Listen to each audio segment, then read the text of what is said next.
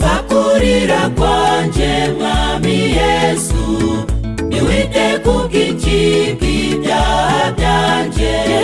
Ugira imbabazi, urababarira, urababarira amahanga yose. Ugirira impuhwe, umva amasengesho buri wese ugukeneye ubufasha. Umva kurira kwanje mwami Yesu, niwite kubwinshi bw'ibyaha byanje. Ugira imbabazi, urababarira, urababarira amahanga yose. Ugirira impuhwe, umva amasengesho buri wese ugukeneye ubufasha. Tuje imbere yawe mwami tutabikwiye, tugirire impuhwe kuko turabanyantege nke. Tuje gukora ibyiza ngo tugushimishe, tukaneshwa n'umwanzi mubi Satani. Tuje imbere yawe mwami tutabikwiye, tugirire impuhwe kuko turabanyantege nke. Tuje gukora ibyiza ngo tugushimishe, tukaneshwa n'umwanzi mubi Satani.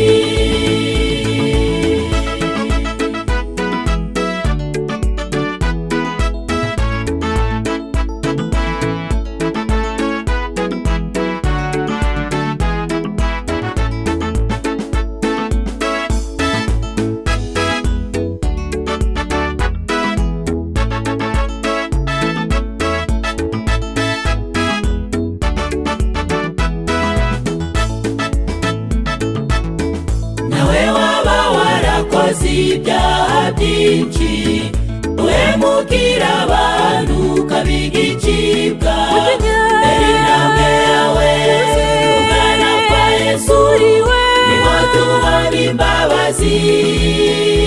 Abakubwira kutababarirwa, ijuru si ryabo ni ry'Uwiteka Imana.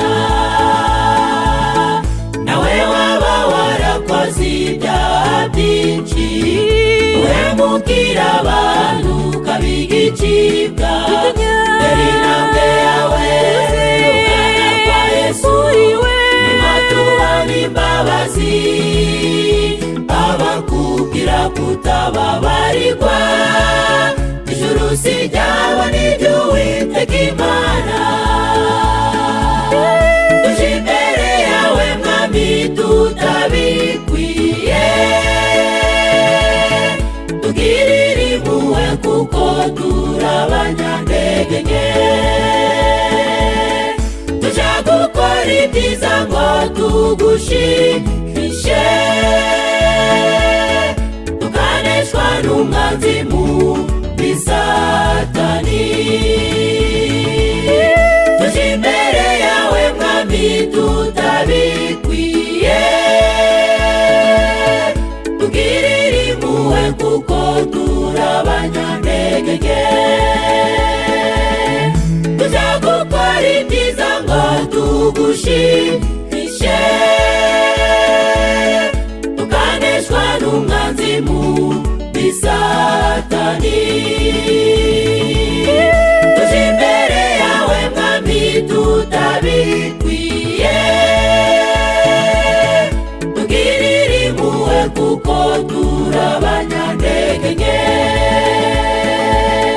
Tuje gukora ibyiza ngo tugushimishe, tukaneshwa n'umwanzi mubi Satani.